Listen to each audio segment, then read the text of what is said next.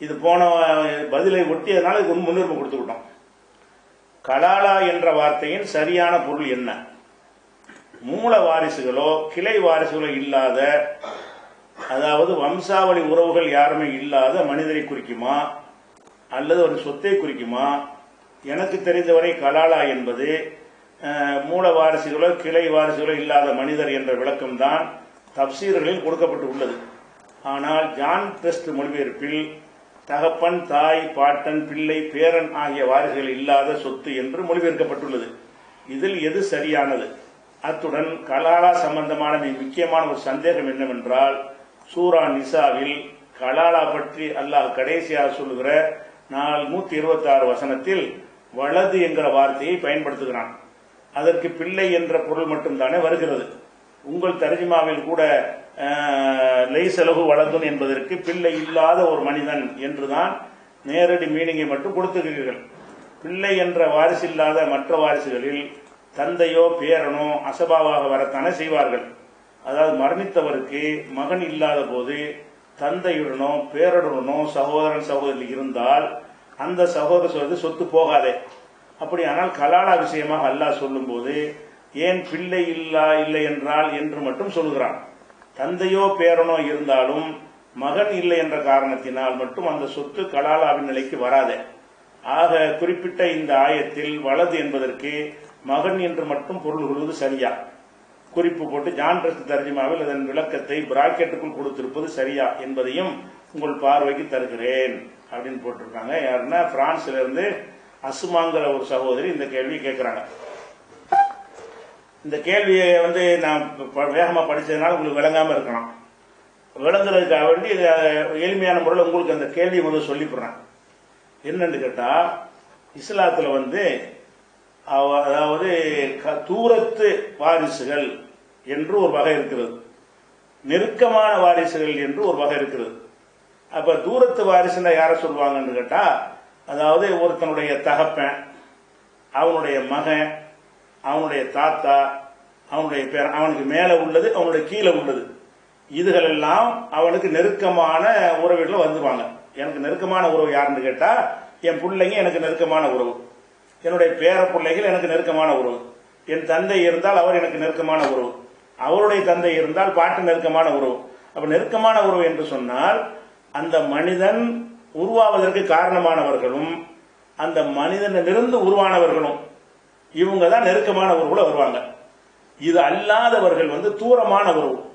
இந்த கலாலா என்கிற சொல்லுக்கு தூரமான உறவுன்னு அர்த்தம். கல்ல என்று சொன்னால் தூரமானான் அப்படின்னு அர்த்தம். கலாலா என்று சொன்னால் தூரமான உறவு அல்லது உறவினர் அல்லது தூரமான உறவினர், சொத்து என்ன வேணா வச்சுக்கலாம், அது பிரச்சனை இல்லை. இப்ப இந்த கலாலா என்பதற்கு அல்லாஹ் என்ன செய்யறான்னு கேட்டா, அந்த சொத்து பிரிக்கும் பொழுது மெயினான உறவினர்கள் இருந்தாங்கன்னா அவங்களுக்கு போயிடும். அசல் உறவினர்கள் இல்லாம அண்ணன், அக்கா, தம்பி, சைட்ல வர மாமா, சித்தப்பா இப்படிலாம் வர்றாங்கன்னு வைங்க, இதுகள் எல்லாம் கலாலா. கலாலா என்றால் அவனுக்கு கொஞ்சம் தூரம், அவனுடைய மகன் அவனுக்கு நெருக்கம், அவனுடைய தகப்பன் அவனுக்கு நெருக்கம், அவனுடைய தாத்தா அவனுக்கு நெருக்கம், அவனுடைய அண்ணனோ தம்பியோ சித்தப்பாவோ பெரியப்போ அவங்க எல்லாம் கொஞ்சம் தூரம் என்று இஸ்லாம் பிரிக்கிறது. இஸ்லாம் மட்டும் பிரிக்கவில்லை, அந்த சமூகத்திலே இந்த கலாலாங்கிற சொல்லி இருந்தது. அரபு சமூகத்திலேயே கலாலாங்கிறது யாருக்கு சொல்லுவாங்கன்னு கேட்டா, இந்த கேட்டகரியில வராம, மேல இருந்து கீழே வர்றாங்கல்ல, அந்த கேட்டகரியில வராம சைட்ல வர்றாங்கல்ல, அந்த உறவினர்களுக்கு பேர் கலாலா. எனக்கு கலாலா மட்டும்தான் இருக்கிறாங்க அப்படின்னு ரசூலுல்லாஹ் கேட்பாங்க. கலாலா இருக்கிறாங்கன்னா என்ன அர்த்தம்னு கேட்டா, எனக்கு மேல உள்ள என்னுடைய மூதாதையர்களும் இல்ல, எனக்கு கீழே உள்ள வாரிசுகளும் இல்ல, இந்த மாதிரி கிளை வாரிசுகள் தான் இருக்கிறார்கள் அப்படிங்கிறதுக்கு இந்த கலாலாங்கிற சொல்ல பயன்படுத்துவாங்க. இந்த கலாலாக்கு தான் அர்த்தம்னு வச்சுட்டீங்கன்னு சொன்னா அப்ப நமக்கு அடிப்படை வழங்கிறது. கலாலா என்று சொன்னால் ஒருத்தனுக்கு தகப்பன் இருக்கக்கூடாது, தாய் இருக்கக்கூடாது, பாட்டன் இருக்கக்கூடாது, அது மாதிரி மகன் இருக்கக்கூடாது, பேரன் இருக்கக்கூடாது, கொள்ளு பேரன் இருக்கக்கூடாது. அந்த மாதிரி ஒரு நிலையில ஒருத்தன் இருந்தானேயானால் அவனுக்கு கிளை உறவினர்கள் இருப்பார்களேயானால் அவங்களுக்கு எப்படி என்ன சொத்து கொடுக்கறது? இவங்கெல்லாம் இல்லை. இப்ப இது சொத்து பிரிவினைக்காக வேண்டி சொல்லும் போது உள்ள வசனம் இது. அதுல என்ன பிரச்சனை வருதுன்னு கேட்டா, அவங்க கேட்ட கேள்வி என்னன்னு கேட்டா, இந்த 476 அல்லாஹ் வந்து என்ன சொல்றான்னு கேட்டா, எஸ்தஃப்தூனக நபியை உங்கள்கிட்ட வந்து மார்க்க தீர்ப்பு கேட்கிறார்கள். குல் நீங்கள் சொல்லுங்கள், அல்லாஹு யுஃப்திக்கும் ஃபில் கலாலா, கலாலா சம்பந்தமாக உங்களுக்கு அல்லாஹ் தீர்ப்பளிக்கிறான். கலாலாங்கிறத மக்களுக்கு அறிந்த ஒரு நமக்கு தான் கலாலா அப்படின்னு நினைச்சிட்டு இருக்கோம். அவங்க விளங்கி வச்சிருந்தாங்க கலாலான்னு என்னன்னு விளங்கி வச்சிருந்தாங்க. அப்ப கலாலா குறித்து அல்லாஹ் தீர்ப்பளிக்கிறான் என்று சொல்லிவிட்டு, இனிமுறவும் ஹலக்க, ஒரு மனிதன் மரணித்து விட்டான். லைசலகு வலதும், அவனுக்கு பிள்ளை இல்லை. உலகு உஹ்துன், ஆனா சகோதரி இருக்கிறார். அப்படி இருந்தால் பலகா நெஸ்பு மாத்திரக்க, அவன் விட்டுட்டு போனதுல பாதி அவளுக்கு உண்டு அப்படின்னு இந்த வசனம் வருது. இந்த வசனத்துல அல்லாஹ் என்ன சொல்றான்னு கேட்டா, கலாலாவை சொல்லும் பொழுது லைசலகு வலதுன், பிள்ளை இல்லாவிட்டான்னு சொல்றான். ஆனா கலாலாவுடைய அர்த்தம் என்ன? பிள்ளை இருக்கக்கூடாது, பாப்பாவும் இருக்கக்கூடாது. பிள்ளை இருக்கக்கூடாது, தாத்தாவும் இருக்கக்கூடாது. பிள்ளை இருக்கக்கூடாது, பேரன். இதான் கலாலாவுடைய அர்த்தம். அகராதிகளையும் அரபு மொழி வழக்கத்திலையும் கலாலாவுடைய அர்த்தம் என்னன்னு கேட்டா, அவங்களுக்கு பிள்ளை இல்லாதவன் மட்டும் கலாலா கிடையாது. ஒருத்தனுக்கு பிள்ளை இல்லை, பாப்பா இருக்காருல்ல, அப்ப தூரத்து சொந்தம் நெருங்கிய சொந்தம் இருக்குத, அப்ப என் தூரத்து சொந்தம் நம்ம கொடுக்க போறோம். அப்ப மகன் மட்டும் இல்லாத ஒரு சொத்தாக இருந்தால் அது கலாலாவோட வராது. என்னவா இருக்குன்னு, மகன் இருக்கக்கூடாது, தந்தை இருக்கக்கூடாது, தாத்தா இருக்கக்கூடாது, பேரன் இருக்கக்கூடாது, அம்மா இருக்கக்கூடாது, பாட்டி இருக்கக்கூடாது, மகன் இருக்கக்கூடாது. இதெல்லாம் வந்துச்சுன்னா அவங்க வந்து அசல் உறவினர்கள். இந்த அசல் உறவினர்கள் இதை யாரும் இல்லாட்டி தான் அவன் கலாலாண்டு ஆகுவான். அப்ப இவ்வளவு இல்லாதவன் கலாலாண்டு இருக்கும்போது இந்த வசனத்துல என்ன சொல்லப்படுதுன்னு கேட்டா, இனிமுறவும் ஹலக்க, கேள்வி கலாலாவை பத்தி ஆரம்பிக்க இந்த வசனம். குலில்லாஹு யுஃப்திக்கும் பில் கலாலா, கலாலாவை பற்றி, தூரத்து உறவினரை பற்றி அல்லாஹ் உங்களுக்கு வந்து ஃபத்வா கொடுக்குறான் அப்படின்னு சொல்லிட்டு, இனிமுறவும் ஹலக்க, ஒருத்தன் ஹலாக் ஆயிட்டான், மூத்தா போயிட்டான். லைசலகு வலதுன், அவனுக்கு பிள்ளை இல்லை. உலகு உஹ்துன், அவனுக்கு சகோதரி இருக்கிறாள், அவளுக்கு பாதியை கொடுங்க இந்த வசனம் இருக்குது. அப்ப இந்த கலாலாவுடைய விளக்கமா என்ன வருதுன்னு கேட்டா, அவனுக்கு பிள்ளை இல்லை என்று மட்டும் வருகிறது. அப்ப இந்த வசனத்துப்படி பாத்தீங்கன்னு சொன்னா, யாரெல்லாம் கலாலா வயர்வா? மகன் மட்டும் இல்ல, அப்பா இருக்காரு, அம்மா இருக்கிறாங்க, தாத்தா இருக்கிறாங்க, அவங்க எல்லாம் கலாலான்னு வந்துருவாங்க, வரமாட்டாங்க. அந்த சொல்லுடைய அர்த்த பிரகாரம் வரமாட்டார்கள். அப்ப அல்லாஹ் என்ன செய்யறான்னு கேட்டா, அவனுக்கு பிள்ளை இல்லைன்னு அல்லாஹ் சொல்றானே, அப்ப பிள்ளை மட்டும் இல்லாட்டா கலாலா ஆயிடுவானா? பிள்ளை மட்டும் இல்லாட்டி எப்படி அவன் கலாலாண்டா? அவனுக்கு நெருங்கி இருக்காங்களே, பிள்ளை இல்ல வாப்பா இருக்கார, பிள்ளை இல்ல தாத்தா இருக்கார, பிள்ளை இல்ல பேரன் இருக்கிறான, பிள்ளை இல்ல மகள் இருக்காள. அப்ப அந்த மாதிரி வரும் பொழுது அல்லாஹ் இந்த இடத்துல அவன் கேள்வியாதான், அதாவது பிள்ளை இல்லாவிட்டால், பிள்ளை இல்லாமல் சகோதரி மட்டும் இருந்தால் பாதிட்டு வருது. அப்ப இது அந்த அர்த்தம் பிள்ளையை மட்டும் குறிக்குமா? பிள்ளையை மட்டும் குறித்தால் அது கலாலாவுக்கு பொருத்தம் இல்லாமல் போகுது. அப்ப என்ன, இது சில பிராக்கெட்ல என்ன பண்றாங்கன்னா, ஜான்ட்ரஸ்ல போடும்போது அந்த கலாலாவுக்கு விளக்கம் கொடு, பிள்ளைன்னு மட்டும் தான் இருக்கு. பிராக்கெட்ல என்ன செஞ்சிருப்பாங்கன்னா, தாய், தந்தை, மகன், பேரன் இப்படி எல்லாத்தையும் போட்டு அப்படி பிராக்கெட்ல போட்டிருக்கிறாங்க. அப்ப அந்த பிராக்கெட்ல போட்டது சரியா? நீங்க மொழிபெயர் இடத்துல பிள்ளை இல்லைன்னு மட்டும்தான் அந்த வாசம் அப்படி இருக்கிறதுனால, உங்களுடைய தமிழாக்கத்தில் லைசலகு வலதுன், அவனுக்கு பிள்ளை இல்லை என்று போட்டிருக்கிறீங்களே, அதுதான் அர்த்தமாக இருந்தால் கலாலாவை பற்றி தப்பாக சொல்லுகிறது இந்த வசனம் ஆகுது. அதான் அவங்களுடைய கேள்வி தான் விளக்கியிருக்கிறோம். கேள்வி என்னன்னு வளர்ந்ததுன்னா, 426 வசனத்தில் கலாலாவை பற்றி சொல்கிறான். கலாலாவுக்கு அர்த்தம் தூரத்து உறவினர்கள். தூரத்து உறவினர்களுக்கு அர்த்தம் என்னன்னு கேட்டா, அவனை பெற்றெடுக்கவும் அவனால் பிறந்தவர்களும், அவனை பெற்றவர்கள் அவனால் பிறந்தவர்கள் தவிர மற்றவங்க கலாலா. இதுதான் அகராதிகளையும் எல்லா அந்த மொழி வல்லுநர்கள்ட்டையும் இருந்த ஒரு அர்த்தம், அந்த மக்கள்கிட்ட நடைமுறையில இருந்த ஒரு அர்த்தம். அப்படி இருக்கும் பொழுது இந்த இடத்துல அல்லாஹ் வலதை மட்டும் சொல்றான். வலது என்றால் புள்ளைய மட்டும் தானே குறிக்கும். அவங்க அப்ப என்ன அர்த்தம்? புள்ள மட்டும் இல்லாட்டி அவன் கலாலான்னு சொல்லலாமா அப்படின்னு கேட்கிறாங்க. அது போக இந்த அர்த்தம் சரியில்லை என்பதற்கு ஏற்றவாறு சில வாதங்களை சொல்றாங்க. எப்படி சொல்றாங்கன்னு கேட்டா, இப்ப உதாரணமா ஒருத்தன் இறந்துட்டான், புள்ள இல்ல, இறந்தவனுக்கு புள்ள இல்ல, தகப்பனார் இருக்காரு. தகப்பனார் இருந்தாருன்னு சொன்னா சகோதரி கிடைக்குமா? கிடைக்காது. அப்ப சகோதரிக்கு பாதினுங்க வருது. அப்ப சகோதரிக்கு பாதின்னு வந்தாலே எப்பதான் அது கிடைக்கும்? தகப்பன இல்லாம இருந்தா கிடைக்கும். அப்படி இருக்கக்கூடிய நேரத்துல அதையெல்லாம் வச்சு பார்த்தோம் என்று சொன்னா, இந்த கலாலாவுக்கு அல்லாஹ் சொல்லக்கூடிய ஒரு விளக்கம் பிள்ளையும் தாய் தந்தையும் இல்லாதவர்களை குறிக்கும் பொழுது இது பிள்ளைய மட்டும் இது சொல்லுகிறது என்று அதுதான் அடிப்படையான ஒரு சந்தேகம். இதுல வந்து இதுக்கு இந்த ஹதீஸை இந்த வசனத்தை பொறுத்த வரைக்கும் இது அப்படி வச்சுக்கிறங்க. இந்த வசனத்தை பொறுத்த வரைக்கும் அபூபக்கர் சித்திக்ல இருந்து இந்த வசனத்தில் அப்படிதான் நேரடியா இருக்குது. ஆனால் அபூபக்கர், உமர், பெரிய பெரிய அலி ரலியல்லாஹு, இப்னு மசூத், இப்னு அப்பாஸ், ஸெய்த் இப்னு சாபித், ஷுஅபி, நஹை, ஹசன் பஸ்ரி, கத்தாதா, ஜாபிர் இப்னு ஸெய்த், ஹக்கமு, மதீனாவாசிகள், கூஃபாவாசிகள், பஸ்ராவாசிகள், 4 இமாம்கள், 7 ஃபுகஹாக்கள், 7 சட்ட அறிஞர்கள், சலபுகளில் உள்ள பெரும்பாலானவர்கள், பின்னால் வந்த மக்கள்ல பெரும்பாலான ஜமீகம் அனைவருடைய கருத்து.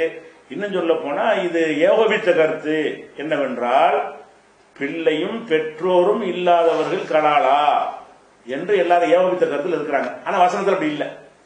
அந்த வசனத்தில் இருப்பது பிள்ளை இல்லாவிட்டால், பிள்ளை இல்லாமல் சகோதரி இருந்தால் தான் வருது. இந்த வசனத்தை அறிந்து கொண்ட சகாபாக்கள் என்ன செய்யறாங்க, அபூபக்கர்ல உமர்ல இருந்து எல்லாருமே என்ன செய்யறாங்க, அது கலாலா என்று சொன்னால் பிள்ளை இல்லாமல் இருந்தால் மட்டும் ஒருத்தன் கலாலா கிடையாது. பிள்ளையும் இல்லாமல் பெற்றோரும் இல்லாமல் இருந்தா தான் அவன் என்னவாவான், கலாலாவா ஆகுவான்னு சொல்ற கருத்தை இந்த வசனத்தைக்கு விளக்கம் சொல்லும் போது அவங்க என்ன செய்யறாங்க, அல் கலாலத்து மல்லா வலதலகு வலா வாலித, யாருக்கு வந்து வலதும் இல்லையோ, அபூபக்கர் சித்திக்கு சொன்னது, யாருக்கு பிள்ளை இல்லையோ தந்தை இல்லையோ அவங்க தான் கலாலா. அந்த வசனத்துல பிள்ளை மட்டும் தான் இருக்குது. இதுதான் விஷயம். அப்ப அது மாத்திரம் இல்லாம இது அல்லாம அபு மன்சூர் லொகவி, அந்த லோகத்துல வந்து மொழிக்கு அர்த்தம் செய்வாங்க அகராதி, அதுல திறமையானவர் யாருன்னு கேட்டா அபு மன்சூர்ங்கிறவர், அவர் இப்னு அரபாங்கிறவர், அபு உபைதுங்கிற அவரும் அந்த மொழி வல்லுநர்ல முக்கியமான ஆளு, இப்னுல் அம்பாரிங்கிறவங்க, இவங்கெல்லாம் என்ன செய்யறாங்கன்னு கேட்டா இதே தான் சொல்றாங்க. எப்படி கலாலான்னு சொன்னா பிள்ளை இல்லாட்டி மட்டும் கலாலா இல்லை, பிள்ளையும் இருக்கக்கூடாது பெற்றோரும் இருக்கக்கூடாது, அவன் தான் கலாலான்னு சொல்றாங்க. அப்ப இந்த வசனத்தை ஒரு பக்கம் வச்சுட்டு அந்த வசனத்துல இல்லாத கருத்தை தான் அனைவரும் சொல்கிறார்கள். அப்ப குரான்ல அப்படி இருக்கிற மாத்தமா கருத்து சொல்ல முடியுமா? குரான்ல பிள்ளைன்னு தான் இருக்குது, அப்படிங்கிற மாத்தமா ஏன் சொன்னாங்க, அப்படி சொல்லுவாங்களா, அப்படி சொன்னா சரியா இருக்குமா, அது குரானுக்கு நேரடியா யுத்தம் செய்யற மாதிரி வருமா அப்படின்லாம் சிந்திச்சு பார்க்கும் பொழுதுதான் இந்த கேள்வி வந்து அவங்கள்ட்ட இருந்து வருகிறது. இதுல என்ன செய்யணும், இதுக்கு காரணம் என்னன்னு கேட்டா, இதுக்கு அர்த்தம் வந்து வலது மட்டும் இல்லை, அதாவது ஒருத்தனுக்கு பிள்ளை மட்டும் இல்லாட்டி கலால கிடையாதுங்கிறது தான் சரி. இந்த இவ்வளவு பேர் சொன்னாங்களே அதுதான் கரெக்ட். அப்ப இந்த வசனத்தில் அப்படி சொல்லுதான்னு கேட்டா, இந்த வசனத்து மாதிரி ஸ்டைல், இது ஒரு ஸ்டைல், இந்த ஸ்டைல்ல பயன்படுத்துற சொற்களுக்கு வந்து நம்ம வந்து எல்லா பாஷைகள்லையும் எல்லா மொழிகள்லையும் அதை வந்து விரிந்த அர்த்தம் தான் கொடுப்போம். எப்படி கொடுப்போம்னு கேட்டா, புரிந்து கொள்வதற்காக உதாரணம் சொல்றேன். அதன்படி இந்த வசனத்தை பார்த்தீங்கன்னா உங்களுக்கு இந்த வசனமும் கரெக்டா தான் சொல்லி இருக்குது, அந்த சகாபாக்கள் அறிஞர்களும் கரெக்டா தான் சொல்லி இருக்கிறாங்க.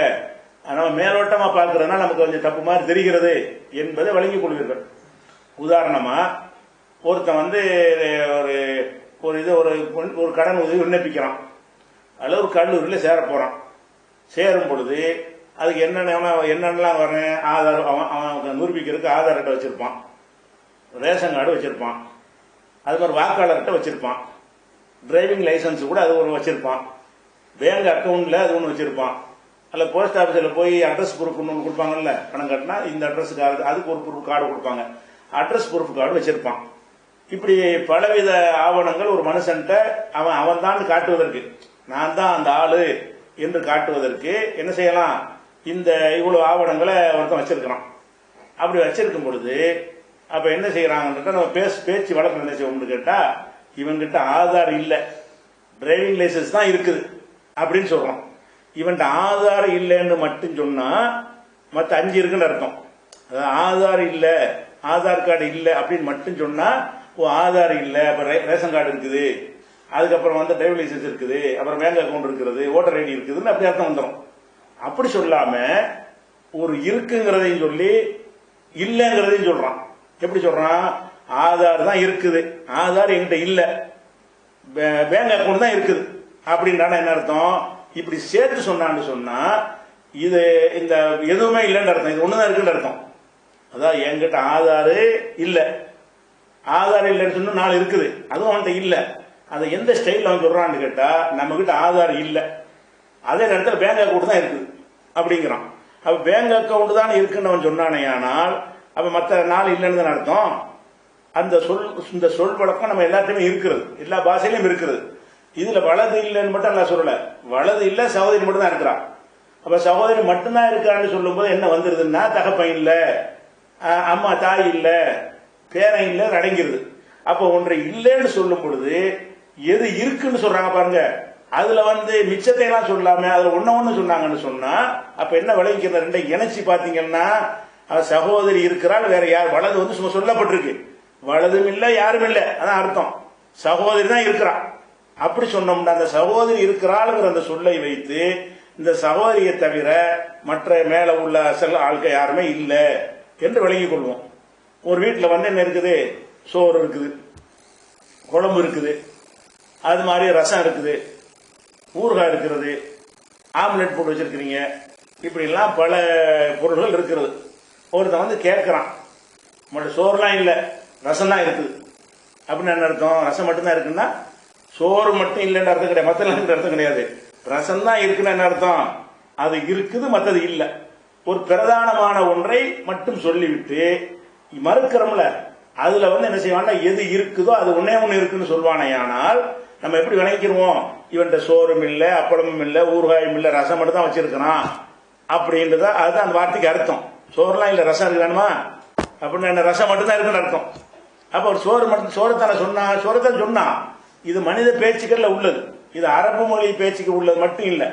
எந்த ஒரு பாஷையிலையும் பல பொருள்கள் ஒருத்தன் இல்லாம இருக்கும் பொழுது ஒண்ணு இல்லைன்னு சொல்லிட்டு இருக்கிறத ஒன்னே ஒண்ணு சொன்னானே. ஆனால் அந்த ரெண்டு கோர்த்து பார்க்கணும், அதனுடைய அர்த்தம் என்ன, அப்படிலாம் அர்த்தம் இருக்க போய் தான் எல்லா சாபங்களும் விளங்குறாங்க.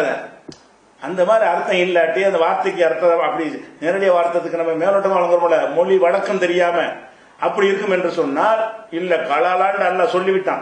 புள்ள இல்லாட்டி தான் கலாலா, தகப்பன் இருந்தாலும் அவன் கலாலான்னு அப்படி அர்த்தம் செஞ்சுட்டு போயிருப்பார்கள். ஏன் செய்யல என்று கேட்டா, அந்த சொல்லுல அல்ல பயன்படுத்தினது இந்த ஸ்டைல்ல எப்படி சொல்றான், இனிமுறவன் ஹலக்க ஒருத்தன் இறந்துட்டான், லைசலகு வலதும் உலகு துன், அவனுக்கு புள்ள இல்ல சகோதரி இருக்கிறான்னு சேர்த்து சொல்றான். புள்ள கிடையாது, சகோதரி தான் இருக்கிறான். அப்ப சகோதரி இருக்கிறாள்ங்கிற வைத்து நீங்க விளங்கணும்னு கேட்டா, புள்ளையும் இல்லை வேற எவரும் இல்லை. ஏன்னா சகோதரி மட்டும் இல்லாட்டி என்ன செய்யணும், உலகு அவர் சகோதரி இருக்கிறாள் அப்பா இருக்கிறான்னு சேர்த்து சொல்லியிருக்கணும். அப்ப சகோதரி மட்டும் சொல்லப்படுறது என்ன அர்த்தம், இந்த சகோதரி இருக்கிறா வேற ஆளுக்கு இல்லைன்ற அர்த்தம். இது நேரடியாக அந்த மொழியுடைய பழக்கம் தெரியாதவர்கள் பார்க்கும் பொழுது புள்ளை இல்லாட்டி கலாலா அப்படின்னு விளங்கிடுவாங்க. அது யாருக்குன்னு கேட்டா இந்த மாதிரி மொழியில பரிச்சயம் இல்லாத ஆட்கள் இந்த மாதிரி சொற்களை எப்படி பயன்படுத்துவார்கள் அரபு இலக்கியங்களை எல்லாம் அறிந்தவர்களாக இருப்பார்களே. ஆனால் அவர்கள் என்ன வழங்குவார்கள்னா, இது உலகத்தில் எல்லாரும் சொல்றதுன்னா 10 பொருள் ஒருத்தன் இல்லாம இருந்து ஒன்னே ஒண்ணு இருக்கும், அந்த 10 இல்லைன்னு சொல்ல மாட்டான். என்ன செய்வான், 10 பொருள் அவன்கிட்ட இல்லாம இருக்கும், 9 இல்ல 1 இருக்குன்னு சொல்ல மாட்டான். ரொம்ப அரிதா தான் அப்படி பேசுவாங்க. 10 பொருள்ல 1 தான் அவன்கிட்ட இருக்குது, 9 இல்ல. அப்படி அப்ப என்ன சொல்லுவான்னு கேட்டா, அந்த 10 பொருள்ல ஒரு முக்கியமான ஒரு பொருளை குறிப்பிட்டுக்கிறோம். பேனா, பென்சிலு, சாக் பீஸ், இப்படி பல விஷயங்கள் எழுதுற பொருள்கள் இருக்கு, பால் பெண்ணு இப்படிங்கிற ஸ்கெட்ச் பண்ணு பல வகை இருக்குது. அவன் என்ன சொல்றான்னு கேட்டா, என்கிட்ட பேனா இல்ல, ஸ்கெட்ச் பண்ணு தான் இருக்குது அப்படின்னு என்ன அர்த்தம், இந்த பேனா இல்லைங்கிறது கவனிக்க கூடாது. நீங்க ஸ்கெட்ச் பண்ண தவிர மற்ற எதுவும் இல்லைன்னு அர்த்தம். பேனா இல்லைங்கிற சொல் மூலமாக எதை நாடுகிறான் என்று சொன்னால், எதை நாடுறான்னு வகையை கேட்கக்கூடாது. அந்த இடத்துல அது பயன்படுத்துறோம், நம்ம வகை வர வேண்டிய தேவையில்லை. ஒரு சொல்லை என்ன கருத்தில் நம்ம பயன்படுத்துகிறோம் என்பதை விளங்கி கொண்டோம் என்று சொன்னா, ஓ இந்த இப்படிதான் நம்மளும் பேசுறோம், நம்மளும் அப்படி பேசுறோமே, எல்லாரும் பேசுறானே, எல்லா பாஷையிலும் பேசுறானே, அந்த மொழியில அப்படி இருக்குத. அந்த குரான் அந்த மொழியில உள்ளவர்களுடைய வழக்கம் எப்படி, அப்படித்தான் குரான் வந்திருக்குது. அல்லாவா ஒரு பாஷையை உண்டாக்கிய குரானை இறக்கணும், அப்படி இறக்கினா மக்களுக்கு புரிஞ்சிருக்காது. அந்த மக்கள் எந்த பாஷையை அறிந்து வைத்திருந்தார்களோ பேசினார்களோ அவங்க பாஷையில் அது இறங்கினதுனால அவங்களுக்கு இதை சொன்னா விளங்கிக்கிறது கரெக்டா. அந்த மொழியை அறிந்த மக்களுக்கு என்ன விளங்கிடும் கேட்டா, பிள்ளை இல்லை சகோதரி இருக்கிறாருன்னா என்ன அர்த்தம், மற்ற ஆட்கள் இருக்கிறேன்னு சொல்லல, சகோதரியை தவிர யாரும் இல்லைன்னு அர்த்தம். அதனால நீங்க அந்த நீ மேலோட்டமா பார்த்தால் உங்க கேள்விக்கு இடம் இருக்கிறது. ஆனால் இது மாதிரியான சொற்பிரயோகங்களை நாம என்ன மாதிரி பயன்படுத்துகிறோம், உலக நாடுகள் எல்லாம் என்ன மாதிரி எந்த பாஷையில் இருந்தாலும் சரி இந்த ஸ்டைல்ல பயன்படுத்துறோமா இல்லையா. ஏன்னா இலக்கியம் சொன்னா எல்லா பாஷைக்கும் ஒரே மாதிரி தான் இருக்கும், ஒன்று சின்ன வித்தியாசம் தான் இருக்கும். இப்படி ஒரு மொழியில பயன்படுத்துறான்னு சொன்னா அதே மாதிரி எல்லா பாஷையிலும் பயன்படுத்துவாங்க, சின்ன சின்ன வேறுபாடு தான் இருக்கும். அதனால எல்லா மொழியும் உனக்கு தெரியுமான்னு கேட்கக்கூடாது. இந்த ஸ்டைல்ல பாத்தீங்கன்னா தேடி பார்த்தா அப்படியான சொற்பிரயோகங்கள் இருக்கும். இதே மாதிரி சொல்லி பாத்தீங்கன்னா அந்த அர்த்தம் தான் அவங்க கொடுப்பாங்க. அதனால என்ன அர்த்தம்னு கேட்டா, இனிமரவன் ஹலக்க ஒருத்தன் இறந்து விட்டான், லைசுலக வழக்கும் உலக உஸ்தும், புள்ளை இல்ல சகோதரி இருக்கிறார். அப்படி இருந்தால் என்ன அர்த்தம்னா, புள்ளை இல்லைன்னு மட்டும் அர்த்தம் கிடையாது. புள்ளையும் இல்ல, பாப்பாவும் இல்ல, தாத்தாவும் இல்ல, பேரனும் இல்ல, அம்மாவும் இல்லைன்னு தான் அதுக்கு அர்த்தம். அப்படி இருந்து சகோதரி எது அந்த அர்த்தத்துக்கு விளங்குறோம் என்று கேட்டால், புள்ளை இல்ல சகோதரி இருக்கிறான்னு சொல்லி மத்தான சொல்லல. இல்ல சகோதரி இருக்கிறார், பாப்பா இருக்கிறாரு, தாத்தா இருக்கிறாரு, மக இருக்கு, அப்படி சொல்ல காணாம. அப்ப இது இருக்கிறது ஒண்ணுதானே. இருக்கிறது ஒன்னோடு சொல்லிடும் போது இல்லங்கிறதுல அனைத்தையும் சொல்ல வேண்டிய தேவையில்லை. ஒண்ணு இல்லைன்னு சொல்லிட்டு இருக்கிறத ஒண்ணுன்னு சொல்லிட்டீங்கன்னா அந்த ஒண்ணுதான் இருக்குது, மத்ததான் இல்லை. முக்கியத்துவமா நம்ம என்ன செய்வோம், ஒரு மனிதனுடைய உறவை பேசும்போது பிள்ளையை தான் ஃபர்ஸ்ட் சொல்லுவோம், உணவு விஷயமா பேசும்போது சாப்பாடு தான் முதல் சொல்லுவோம், சோத்தை தான் முதல் சொல்லுவோம். அது மாதிரி சொல்ற அடிப்படையில் நம்ம என்ன விளங்கிக்கிறேன், எது இருக்குன்னு சொல்லப்பட்டிருக்கு அதை பாரு, அதை பார்த்து அப்படி இப்படிலாம் அந்த மொழியில இருக்க போய்தான் எல்லா அறிஞர்களுமே ஏகோபித்து இஜ்மாவாகவே, அதாவது யாரும் கருத்துக்காரோட கொள்ளல. இது அபூபக்கர் உமரோ சொன்னதுக்காக வேண்டி இந்த அர்த்தத்தை நம்ம சரி காணல. அப்படி இருக்குது, அந்த மொழியில் அப்படி இருக்கிறது, நம்ம மொழியில அப்படி இருக்கிறது என்ற காரணத்தினால் இதுல நம்ம குழப்பம் தேவையில்லை. அந்த இடத்துல வலது என்று வந்தாலும் நீங்க சொன்ன பிறகு இப்படி டவுட் வர்றதுனால நம்ம தமிழகத்துல பிராக்கெட்ல சில சேர்த்துக்குவோம். இந்த நீங்க புரிஞ்சுக்கிட்டீங்கல்ல, அப்படி புரியக்கூடாது என்பதற்காக வேண்டி இந்த கருத்து இருக்கிறதுனால அது ஒரு பிராக்கெட்ல என்ன செய்யலாம், நம்ம இன்ஷா அல்லாஹ் நம்ம சேர்த்து சொல்லிக்கலாம்.